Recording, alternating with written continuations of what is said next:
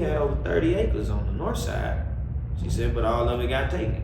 So I never bought another piece of land. I never tried to build another business, because why do it? They're gonna take it away from you every time you did it.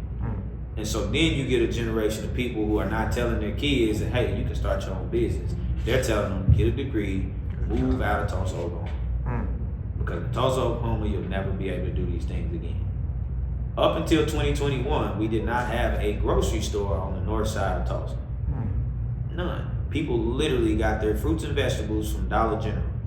I don't know about y'all, but I don't trust a tomato at a Dollar General. There's something about it that just don't sit right. But that's where people had to do their grocery shopping, because there was not a Walmart, no Reese's. Back in the day, we had Albertsons and all these. None of that was on that side of town. Now, if you've been around America, you know they'll build a McDonald's in the middle of anywhere. There's only one McDonald's within a 5-mile stretch of the north side of Tulsa, and that's Pine Peoria. So all of even the fast food restaurants sit on one street corner.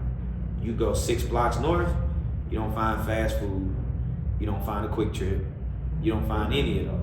Because every last one of those businesses do the exact same thing. They ask the city for a 5-year tax assessment on how much money is spent in this area. So Quick Trip can say there's no point in putting a Quick Trip out here. They don't have any money. It's like, well, clearly they have to get gas from somewhere. So they have to go downtown, east, south, midtown. So that's what ends up happening to the Greenwood District. This picture is 15 years after the massacre. The highway cuts right through the middle of all of this. Took it away. And no off-ramps, right? Exactly. No way people to come in. Yeah. So it drove all the traffic away. So one of the things that I tell you before we go walk, there's an old story that always stuck with me.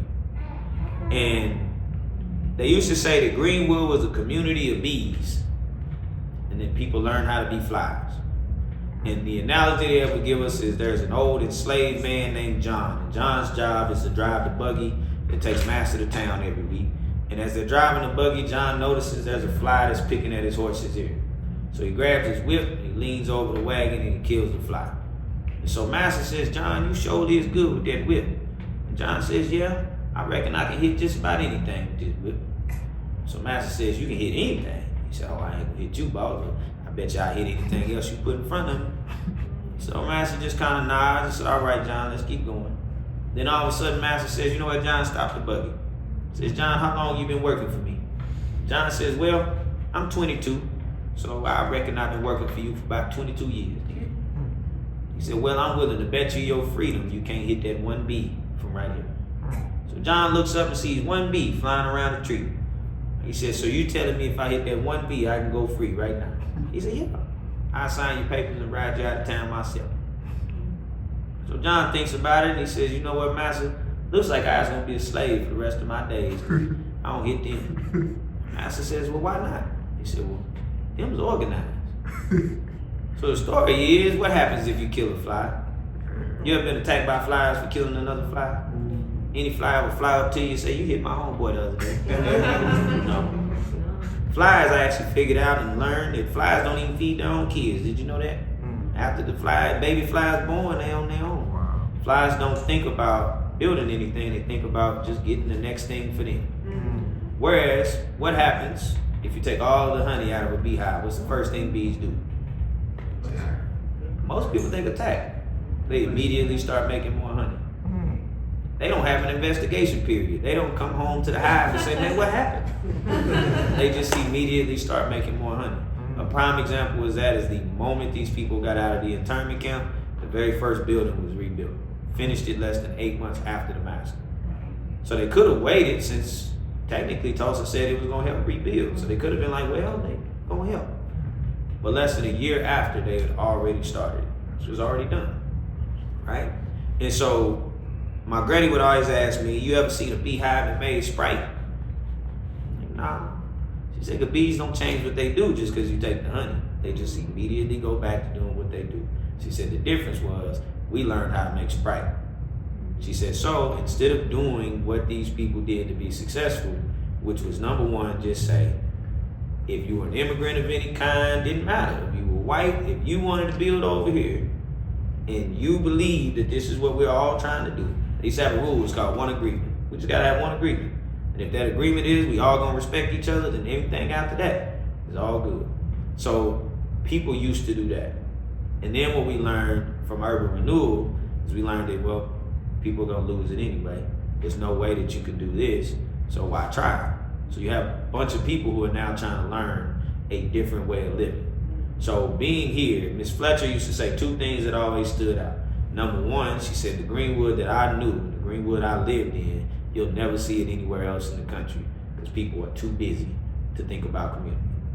Number two, she would say that she wouldn't eat barbecue because pork smells like people. And when I was a kid, I thought that was old people saying, and I'm allergic to pork, so I was like, yeah, me neither, no big deal. But being older, you get to see that every time she walked these streets, she was 7 years old when the massacre happened. She still remembered her next door neighbor burned alive, and she remembered what it smelled like. She left Greenwood because they popped fireworks at that baseball stadium. Sounds just like the bombs she witnessed when she was 7 years old. The city of Tulsa knew that when they moved the baseball stadium here. I was gonna say, because they're always advertising, there's gonna be fireworks, there'll be fireworks. I didn't think the baseball stadium is literally on top of where Dick Rowland used to live. If you ask any of the older people, they'll tell you that's where the mass graves were, the original ones. That baseball stadium is also McNulty Park. McNulty Park was the baseball stadium on Elgin. That's the same internment camp you housed us in over here, eventually gets moved right here. That same jailhouse Dick Rowland was in, that was in downtown Tulsa, is now on Reconciliation Way in Denver. So if you're standing at the front gate of the baseball stadium and you look straight, you're looking directly at the Brady Theater in the county jail. So to think that all of that was the Brady Arts District, all of these things that had trauma related to them when it comes to Greenwood were all moved to the exact same area after urban renewal. So after the land is taken away for highway purposes, didn't actually build a highway on all of it. But then once they figured out, well, we can't use it, we'll sell it to the highest bidder. So Greenwood couldn't buy it back. So this block right here is the one that's directly behind us. This is the Greenwood Avenue block. Here's an empty safe right here on the corner that I guess people open their own safe and just left it open. But this is what this block looked like. And these people completely rebuilt it. And so to know that we'll see Vernon and me too, this basement is the only thing that survived. Out of 197 businesses, there was one church, the basement survived. Over 300 people hid in that basement, and that's how they survived the massacre. Now, you all are here through Tulsa Remote. Tulsa Remote is the exact same system we used during the oil boom. People who aren't from here that happen to know a little bit more about bigger city life and things like that also brings a bigger economy into Tulsa, Oklahoma, which if done correctly is perfect. But you also have to remember this, every Tulsa remoter has an option to come down here and learn about the city. Very few do. Part of that reason is, to me, learning about this stuff kind of changes the way you look at what you came here to do. Some people came here to actually learn, to build here, it's cheaper than most of the places y'all said y'all come from, for sure, right? But Tulsa is a microcosm of the United States. It does not matter where you go in the United States, there's a history in whatever lands we decide we go to. The only difference is, just like America, Tulsa tried to hide a lot. Tulsa didn't realize that if you just say, hey, look, this is the history we come from around here. In our schools, we learn Native American history totally different than the way you learned it. I knew Geronimo was buried in Oklahoma, and that was about all the Native American history I knew for this area. I knew that the Lone Ranger was about a black man named Bass Reeves. I also knew that Tonto meant stupid in Cherokee, because he was black in Creek though. So he's buried in Creek Nation, Muskogee, Oklahoma. I knew that this little strip of Oklahoma didn't belong to Oklahoma. It belonged to Texas. Texas gave it to Oklahoma. It's called Texas County, Oklahoma, most of it. Texas wanted to enter the U.S. as a slave state. This part of Texas is above the Mason-Dixon line. Slavery couldn't exist above the Mason-Dixon. So Texas had an option. We can either come in as a free state, or we can get rid of that small piece that makes us have to be a free state. So they decided we'll just give it to Oklahoma, Indian territory. We'll let them have it. So that neutral strip was the one piece of land in all of the United States that was not governed by anybody. Native American tribes didn't own it. U.S. government didn't own it. So all those outlaws you heard about, Billy the Kid, Doc Holliday, they all used to hide in the neutral strip because there was nothing anybody could do. So why did they use Bass Reeves? He was Native American, and he also happened to speak 8 different Native American languages. But he was viewed as less than a U.S. citizen. So guess what? He can go into the neutral strip at a time where a U.S. Marshal couldn't go there. He spoke the languages of most of these people. So if you're an outlaw and you ended up in Shawnee, he could go get you. He spoke Cherokee, Creek, Seminole, Sac, Fox, Kickapoo. He spoke all these different languages, so he could go into these places. So that's the indoor portion. But the next time you're just traveling through Oklahoma, there's a lot of stuff to see in Oklahoma, not just Tulsa. The Wichita Falls. You get people out here that are asked, like, how is Wichita's Kansas? It's like, no, Wichita is a tribe in Kansas, and those Wichita tribes people were sent to Oklahoma. So they ended up down here with the Delaware and the Cato. So when you go to Wichita Falls, that's the only place that still has wild bison. Because they were all pushed out of this area and sent over here. So that's the only place in Oklahoma you can go camping and actually see the bison. You know, Cheyenne and Arapaho, they've got the Little Sahara Desert. Why? Because if you go further into the west, you're gonna find the same thing. Same types of lands they had in New Mexico and Arizona. Oklahoma had all these different timber. The Osage picked this piece of land because it reminded them the most of their territory in Kansas. That's why they picked that side. Just happened to have a whole bunch of oil. Lastly, if you get land while you're here, when you buy it, make sure you own the mineral rights to the land that you are buying. Because in 1911, the mineral rights and the land rights got separated. So it's not mandatory to sell you land and minerals. So for example, if you were to find a dinosaur bone in your backyard, if you don't own the mineral rights, that belongs to whoever owns the mineral rights. So you just made somebody else rich. If oil happens to start coming up in your backyard and you don't own the mineral rights, someone else gets rich over it.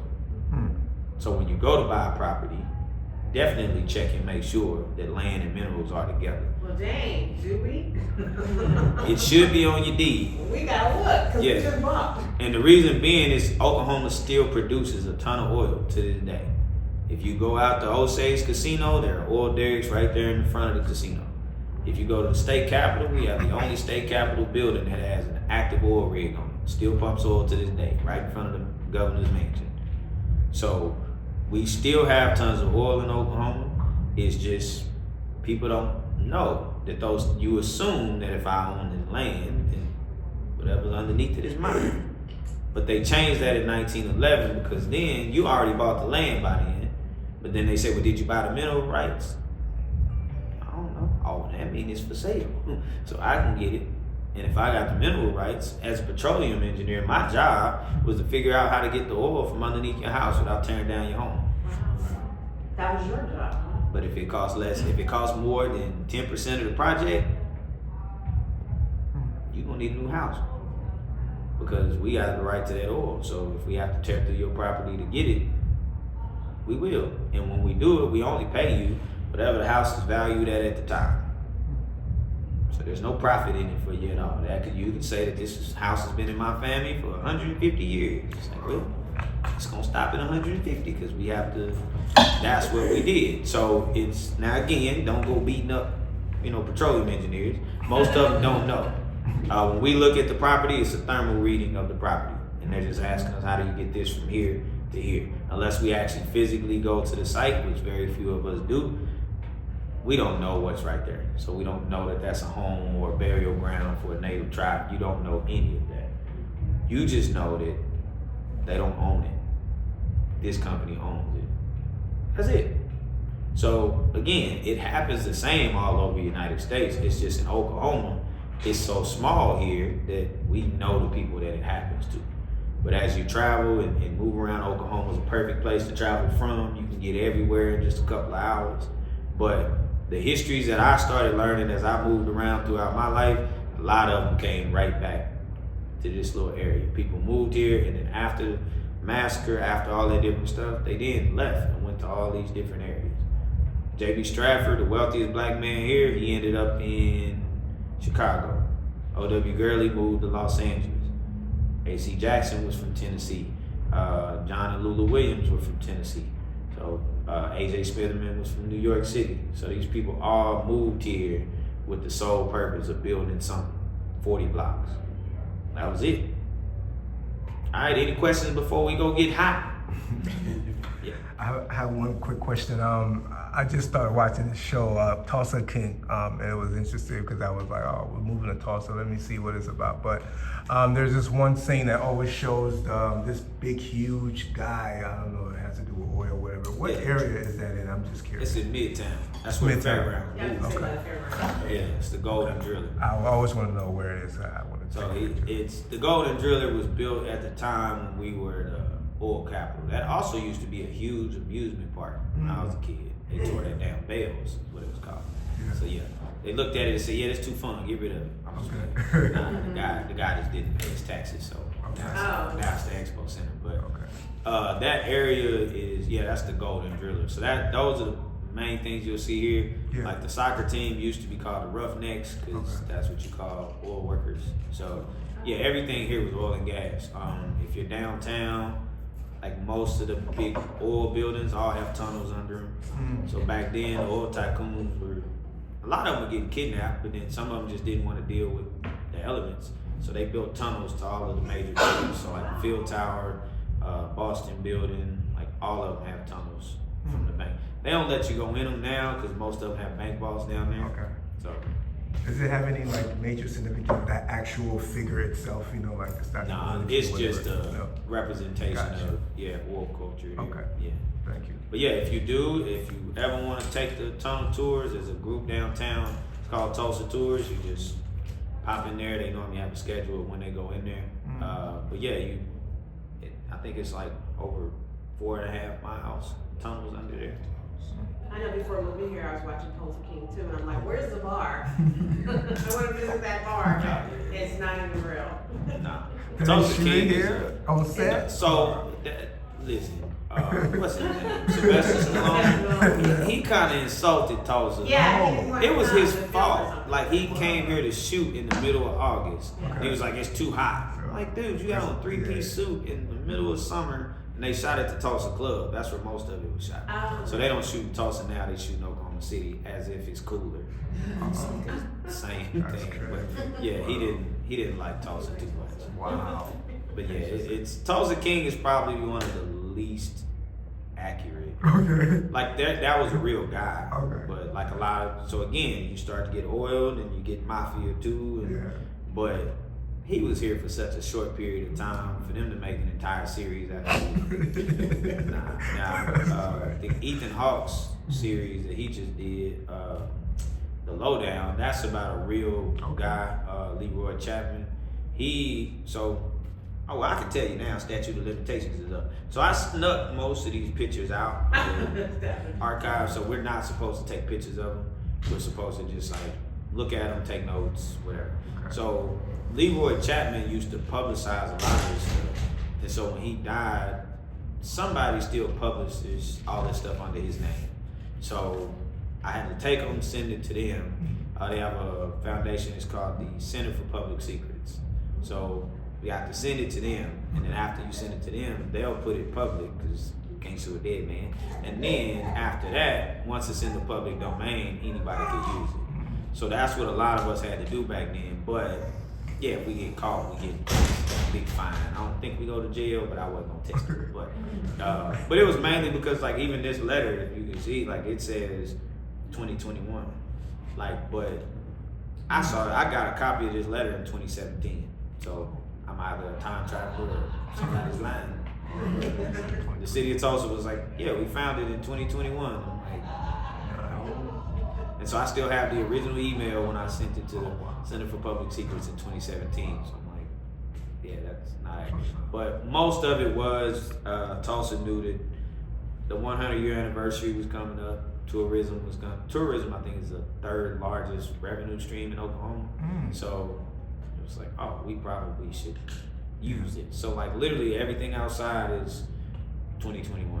The Greenwood Rising, the concrete, they redid the concrete. Like they knew we were getting visitors, so we cleaned up a little bit. It looked new.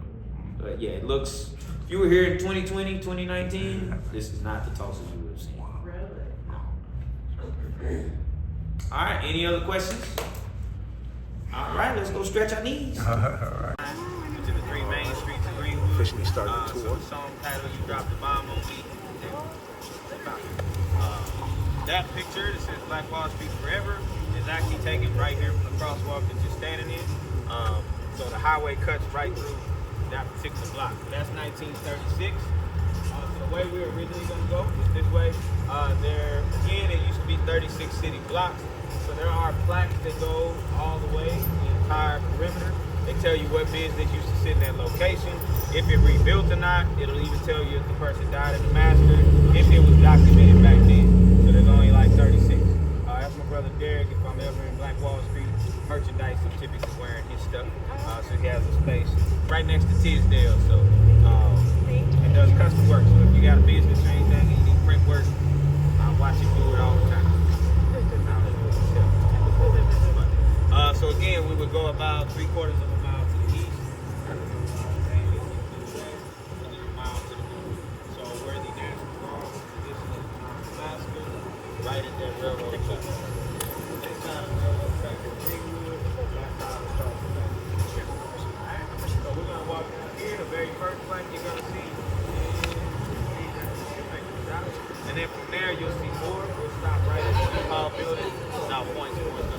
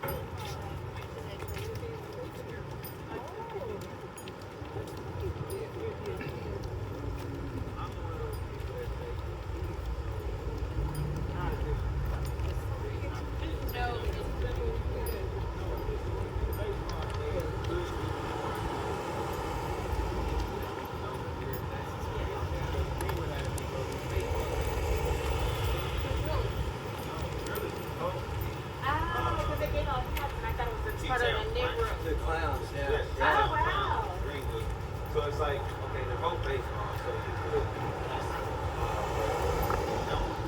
so once a year they'll do like a Greenwood night, same with the soccer team, but most people. So soccer plays here too? Okay. And so these 2 placards talk a little bit about Greenwood. That one is, I think, one of Bob Will's old songs where he said, "Take me back to Tulsa." He mentioned coming to Greenwood, walking down Archer, going down Greenwood.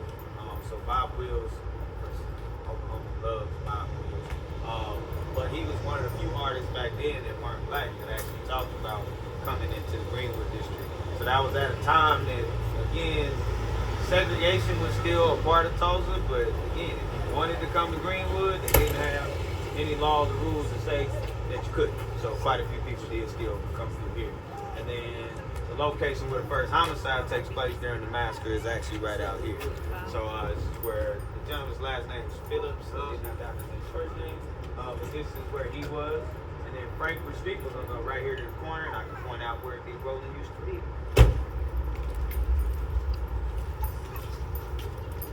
Yeah, man, shit, man, they ain't gonna happen. I know, like when they're saying We're on Archer right now. like my mother was in California in 1945, so probably wasn't even discussed. So this is Frankfurt Street. So Frankfurt used to actually go from here all the way to North Tulsa. So that building, that apartment building, is on Frankfurt. So Frankfurt used to cut straight through here. Dick Rowland lived at, his was 110 North Frankfurt, which is almost right where third baseline is, baseball stadium. So that's where he used to stay. So he used to walk down Archer all the way downtown to go to work every day. So the building that they were working in is, they've remodeled that building so many times, but it's the Rentberg building downtown. It's 319 South Main. Oh, wow. Yeah. Oh, wow. So you've seen the Rentberg building? Yeah, that's where, that was the dresser building. Yeah. That's where they were working.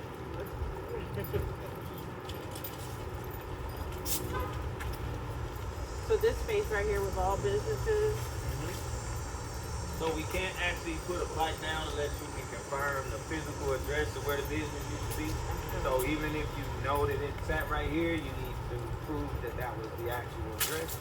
So that's why there's plaques that kind of skip a lot of space. Oh, I see. You ever seen the show Watchmen, the Tulsa Race Massacre first episode? Yep. Yeah, they used a picture from 1936. So some of the buildings are in the wrong spot. Okay. That's just the historical thing. But I did like them, so it was just hard to concentrate. Like, there it should be over here. But I do think the dude, the way that he was bring work, I tell you, everything was destroyed in 1921. I show you a picture of 1928. Not as if we could just, most people don't know what cars look like. Old cars, versus car collectors are the ones that feel like, okay, they should see it. Like this picture, almost everybody thinks this all got burned in the master because it's a black and white. It's old, right? Right. But the one thing that people miss is there's a 63 Mustang right there. So it's like you can't burn 63 Mustang in 1921. Yeah. Not without some sort of talent that most of us don't have. So, so that's as they started building the highway.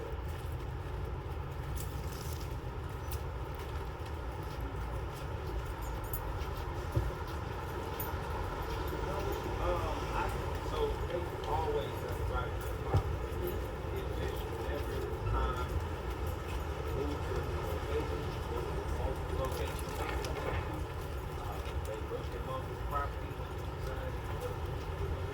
So even though back then there was quite a few survivors in that, they said like,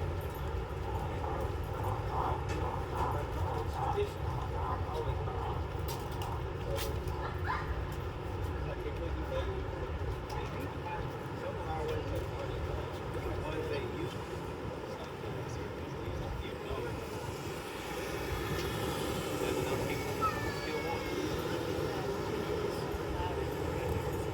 Oh yeah, so I lived in Tate Brady's old neighborhood, but I'm about a mile and a half away. It still sounds like it's in my neighborhood. Yes. It's not, I also just don't like fireworks. Like growing up in Kenya was always at war when I was a kid. So yeah, I did hear lots of bombs. So I don't like it, but I also understand some people like fireworks. But it's just use quieter ones. Like those sound like bombs, and they also let off a flame at the top. Like, the area got set on fire. I don't think we should do a flame right there, but all right. So what we're going to do is we're going to cross right here.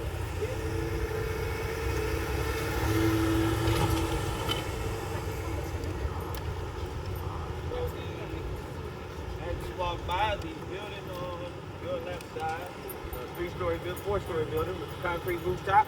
That is the border of Greenwood going that way. Any of you ever been to the center of the universe yet?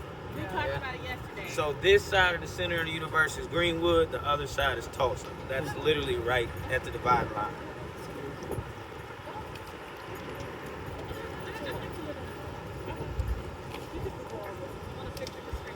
So there were a lot more homes down this street. These were mainly houses.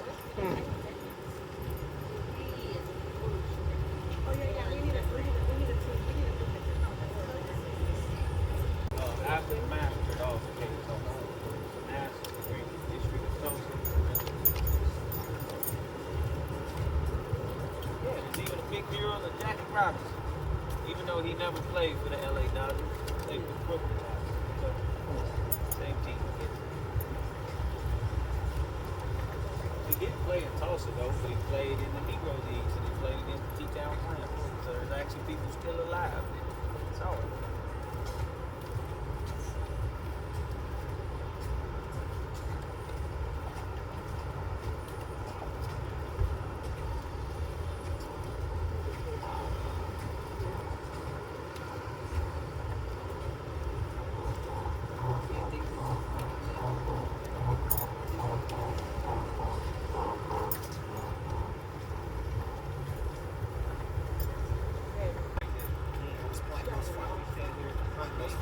You'll be able to see county jail, old internment camp, and it's all this all Brady Street. 2018 they changed the reconciliation way, but it was all Brady. So this would lead to the old lady on Brady. So yeah, also where Dick Rowland lived was around third base. So if you're standing right at this front gate, and they had to set up a baseball. Dick Rowland lived there. Red building at the end of the street, that's the city jail. The tallest red building on the right side, concrete rooftop, that is the Brady Theater. That was the internment camp. So you go straight from Dick Rowland's house, straight to the jail. How long was the internment camp open? Like how long Some did they people have were to go through there that? for less than 2 weeks. Others were there for about 3 months. Just kind of depended. You couldn't leave until you had somewhere to stay. What were the conditions inside? Barely any air conditioning, but it's the middle of summer. Wasn't horrible, I would say. Did get fed pretty decently. It's just the restrictions of not being able to really go outside. Can't go to the bathroom without permission. Can't take a shower without permission. But outside of that, was no work. There wasn't any like physical abuse or anything like that. Most of the people with the Red Cross weren't from here either. They came from Missouri, Kansas, and they came down to help, and then the National Guard just made sure none of them could leave. That was all right.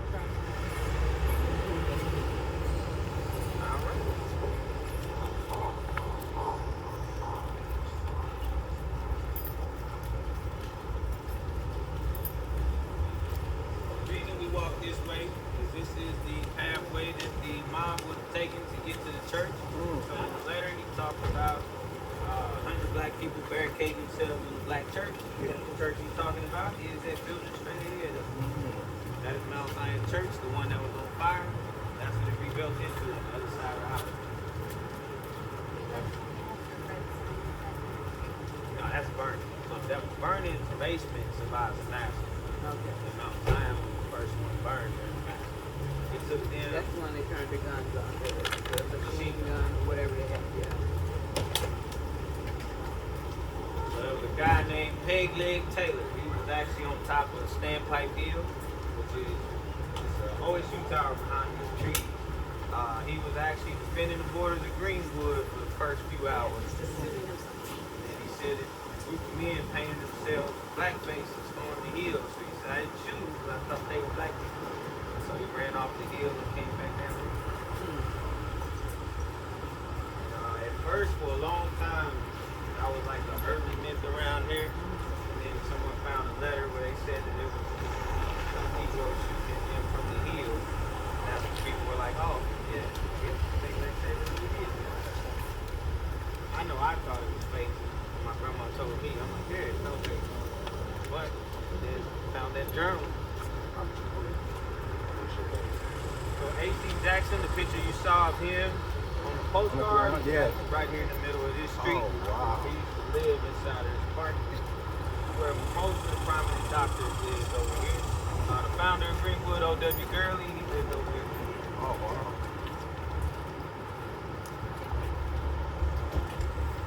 What park is that? Reconciliation Park. I always thought you had to reconcile before you could do that. What? Speaking it into existence.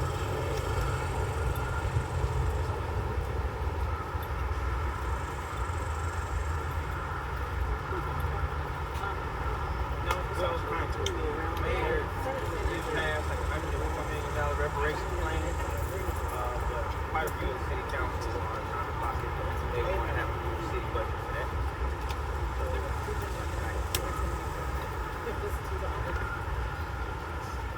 Is that the dude with the gun? Yep. Go right in through there. Go over here.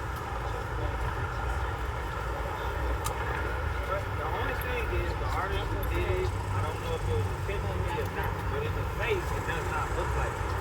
So it's the exact same pose, the exact same stone. He looks older.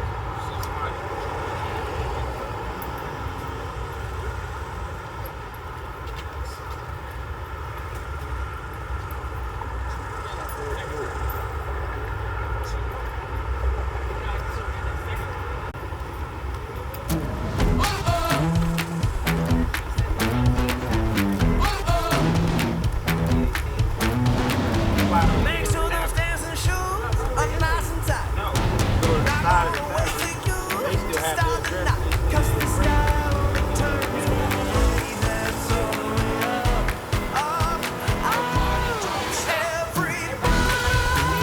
Everybody get into it, like it's stupid. Everybody don't wanna wake up, find out you missed it. Once the party gets going, the party don't stop. Let's dance, dance, dance. Let's dance, dance, dance. You're gonna kick yourself when you find out the party of your life is happening now. Don't turn down the chance to turn it all the way up. Everybody get into it, like it's stupid. Everybody don't wanna wake up, find out you missed it. Once the party gets going, the party don't stop. Let's dance, dance, dance. Let's dance, dance, dance. The style only turns one way, that's all the way up, way up, way up. Don't turn down the chance to turn it all the way up. Everybody get into it, like it's stupid. Everybody don't wanna wake up, find out you missed it. Once the party gets going, the party don't stop. Let's dance, dance, dance. Let's dance, dance, dance. Let's dance, dance, dance.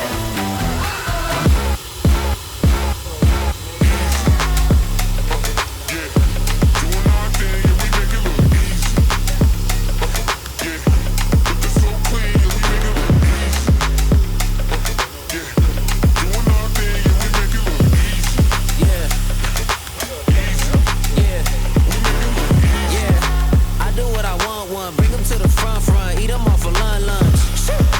Roll up like a big blunt, you know I'm a stun, pockets on big lump. And you know I make the show run, don't try to act like you never seen a real one. Ice water got you frozen, wetter than the ocean, baby got motion. I walk like lit like strobe lights, baby I got insight, I be in my own right. Oh, been around the block, yeah I'm hot like whoa. Been around the block, yeah I do what I do.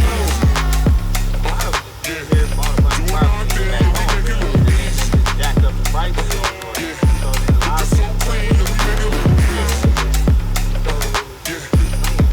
So then a lot of people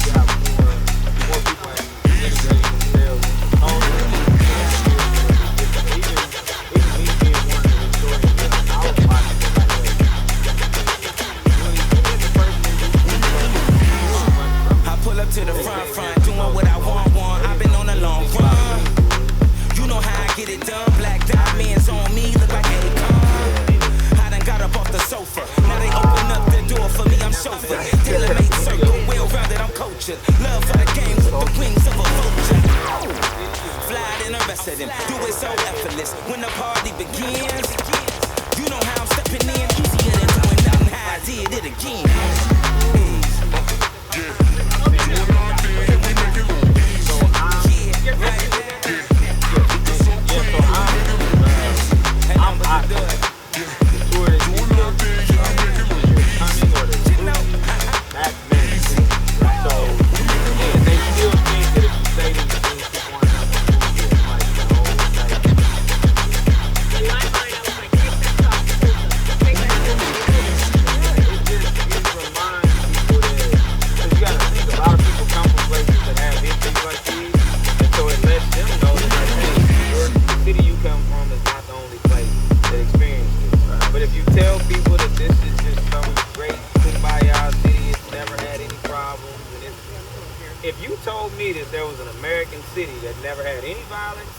Didn't have any problems. I'm like that, yeah. It was nice to see that movie Rosewood. Like something similar. Yes, it's like you could tell this history and it not be like none of the people who did it are still here. So I know that. So it's not as if I leave Greenwood and I'm just like, yeah, I hate everybody outside of here. It's like people won't come here and think that. And then when they see that, okay, a highway tore down this community, that happened where I came from. It happened in California. It happened in Pasadena when I was a kid. My dad was building part of the 210. Yeah, see? So it's like, then when you do that, now people are like, oh, okay, there's a connection to home here. That feels a lot more personable than it come to a city that people know nothing about. And then to give an overview of Greenwood and just be like, yeah, it was a massacre and they just slaughtered all these people and it's like, yeah, but the fact that they rebuilt it, the fact that a lot of those people didn't leave, the fact that there's 2 people still alive, like her great grandmother, my wife's grandmother, lost about 4 properties where they extended the 210 and connected to the 134. They just lost it. Eminent domain. Same here. This used to be a parking. This was grass. There used to be a nightclub on the other side of these trees that I was too young to go to, but I would sneak in anyway, and it's right there. And this was just all grass. Wow. But we didn't know that this was the wealthiest neighborhood in Greenwood back then. This is where Dr. A.C. Jackson lived over there. Gurley lived over here. J.B. Stratford lived over there. Like, this is where all of the doctors and hotel owners, most of them are still here. You know, these monuments, these plaques, even talk about them. We were Oklahomans before there was an Oklahoma. Even back in the early 1800s, they were 1700s, they were talking about how there were black people here that spoke native tongues. Another one talked about when the French and English came through this area in the 1800s, their interpreter was a black girl. She's the one who spoke Creek and Cherokee and also happened to speak English and French. So there were black people in Oklahoma well before. And that was partially due to during slavery, if you wanted to escape, you didn't have to go north. Slavery existed in Canada. Facts. So if you came west to the Mississippi River, these are all tribes. This wasn't American territory. So you had a lot of black people that settled in these areas in the 1700s. And then when you get the Trail of Tears, they bring even more black people here. So yeah, it's, there's another one over there, the Battle of Honey Springs, where almost all black infantry is who helped win that battle during the war. It's like, yeah, James Blunt talked about it. So yeah, I think it's the one directly across. So, yeah, 79 to 80. So it's like Oklahoma had a monument. And this monument basically talks about everything I did, except for like the city is white. You got all the way there yet. You got a park. So you get there, I mean, again, to me, I credit Tulsa more to Tulsa I live in now. It's not the Tulsa I grew up in. This place is extremely racist and white. Seeing now that like people come on the north side, people go out south, like that's not stuff it's always been a segregated city in my life. So east side was predominantly Asian and Hispanic. The south side was predominantly white. Midtown was predominantly like wealthy, old money. North side was black. West side was like poor white. And it's always been that way. To where you said what school you went to, I knew exactly what neighborhood you lived in. And so it was, if you went to Webster's out west. So you knew what kind of education you was gonna get at Webster. If you wanted to go to a school that had better education, if you weren't going to Booker T. Washington High School, you wanted to go to school on the south side. Because if you went to Central or McLean, they get very few of the resources. Central didn't get its first football stadium until 2022. Wow. Like, they didn't have a football stadium. They were playing home games at another school's football stadium. Wow. So and that school's been around over 100 years. So it's on the black side of things. So you get it. Whereas if you go out south, all the schools on the south side were better. Yeah. Jinx, Oklahoma was a sundown town when I was a kid. So like you could go into Jinx, but you kind of knew if you're there after dark, you're probably gonna get pulled over. Rogers County is still like that. Like I don't drive through Rogers County at night, but it's starting to change. It's over by the Hard Rock Casino. It's like Claremore, Verdigris, Coweta. I don't drive through there after dark. Like, okay, that's good to know. But there are still places in Oklahoma like that, but Tulsa used to feel like that. So once new people started moving here, y'all didn't know the rules. So it's just like you just go somewhere. And so once people saw like, oh wait, we could go over there? Yeah. So then it became, a lot of us started moving around now.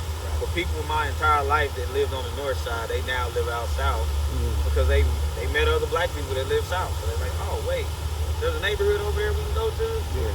Hello. So that's the one thing I think locals don't really look at. Like I said, Tulsa changed, but it didn't change. It didn't change for us. Yeah. It changed for y'all. But then we get to participate in that. Or we could just sit on the north side and not do anything. But yeah, it's definitely different. All right, now we'll loop out. We'll go over to the church. Let's do a quick round real quick.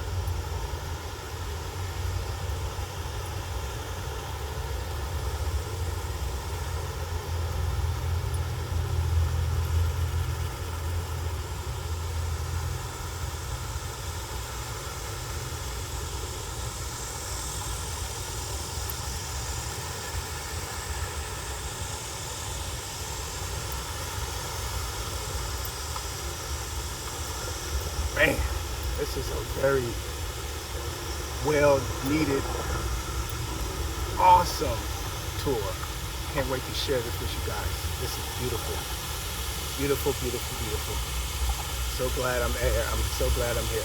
Like I was saying, this is a beautiful, beautiful, beautiful tour. I'm so glad I was able to make it out here. I'm out here with Cody. He's doing a terrific job. And I'll be finishing up on the tour right now. But it's awesome. It's awesome. So far, so good.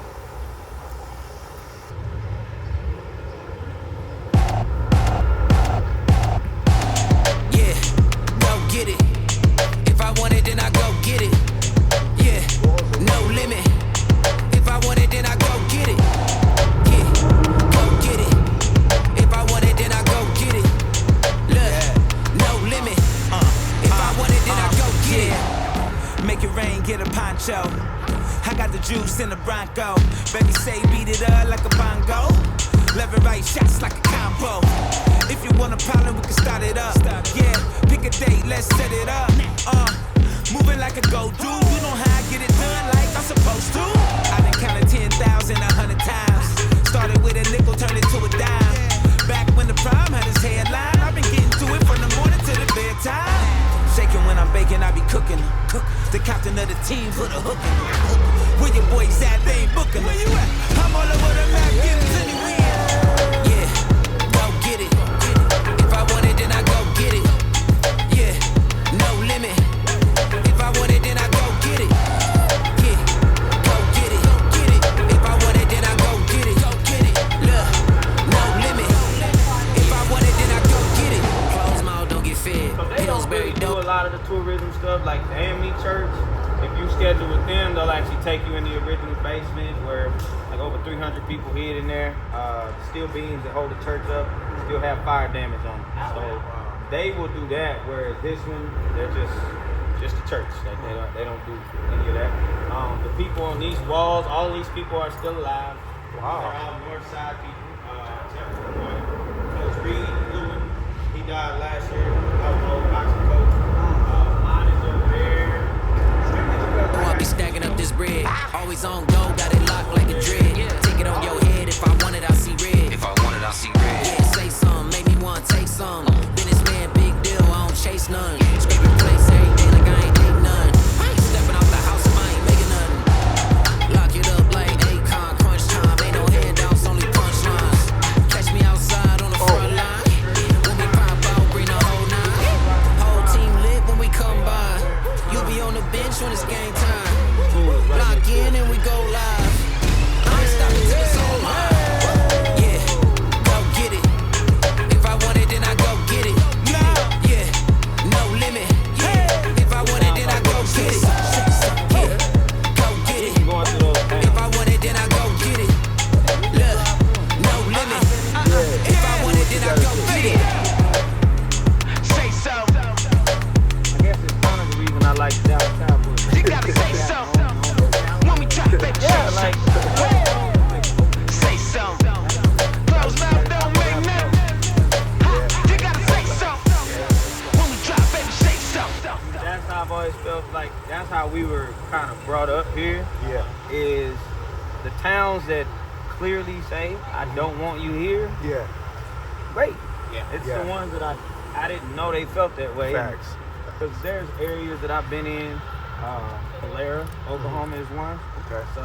Take 75 south towards Texas.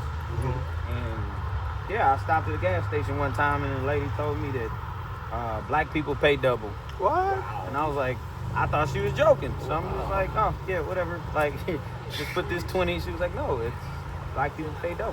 Wow. I was like, that's a rule? How long ago was this? Yeah, about to say Like what year is 20 this? 2022. Wow. I was like, oh, well, then never mind. Like, Yeah. I'm going young down the yeah, I road. was like, do you know any gas stations where we don't pay double? Yeah. She just wouldn't talk. I'm like, oh, cool. But it was a really small area. And a lot of them, too, these are people that settled in Oklahoma back in the late 1800s. Okay. And their families have never left. So, yeah. And Oklahoma was behind on everything, too. We're going to cut through just that part a lot. Okay.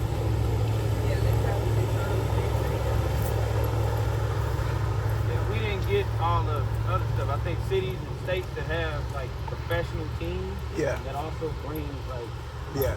you know revenue is just different types of people to these areas. You know, I could even us having 13 all black towns, like we still have 13. So they're rural areas, not big towns like this, but the people in those towns still think the way they originally thought when they looked. That's how it was.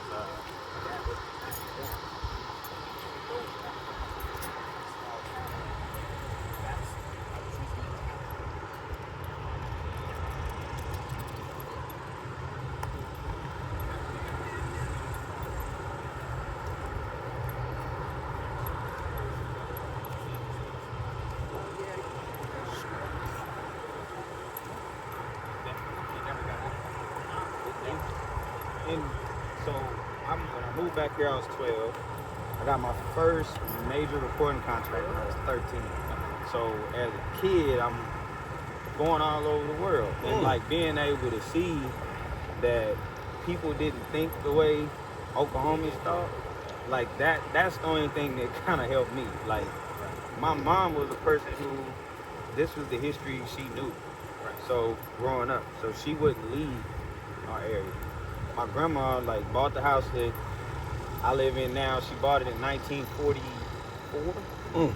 She was like, look, I didn't spend a penny outside of Greenwood until 1959. Wow. She was like, I had never shopped anywhere else. Like, this is all I ever knew. So then when she did have to, she had a rule. She would only shop, she was like, I would only shop white once a week. So she was like, because I'm so used to finding black options. Yeah. That, and then if they wasn't, then she would leave. But she was like, but only did that because who else is seeking out these businesses to shop with them? She was like, it's not as if they stopped having businesses, they just spread out amongst the city. So it used to be, I guess the reference she used to use was Chinatown. She was like, well, people go to Chinatown to experience Chinese culture.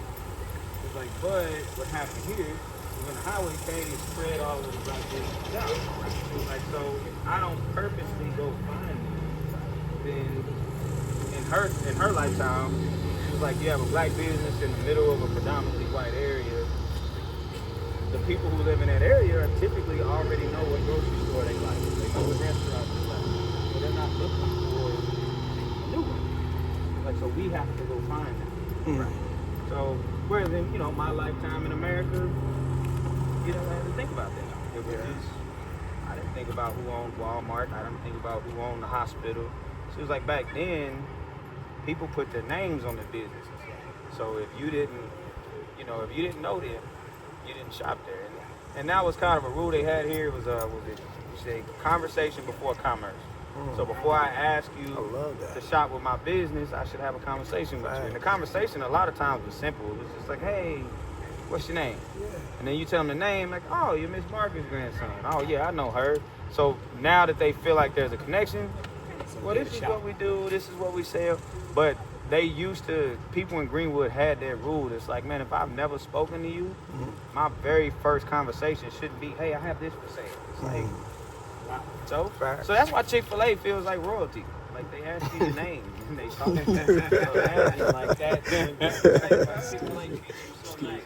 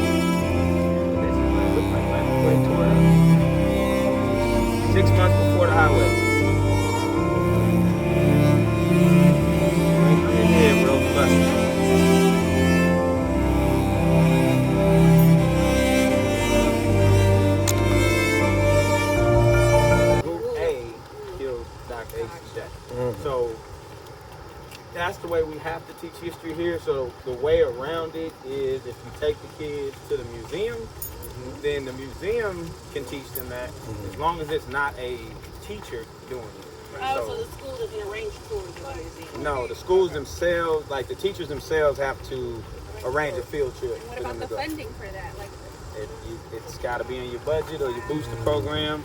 Out of your pocket. Yeah. But what happens if you're asked a question in class?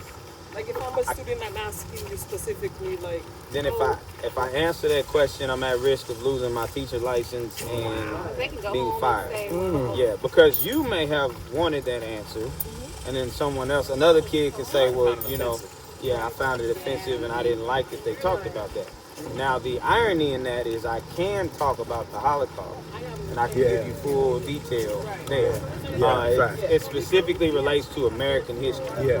So even slavery, unless I'm saying the name of a person who was enslaved, I can't say that African American people were enslaved because they're word-free African American people. Yeah, I mean, you gotta have a foundation.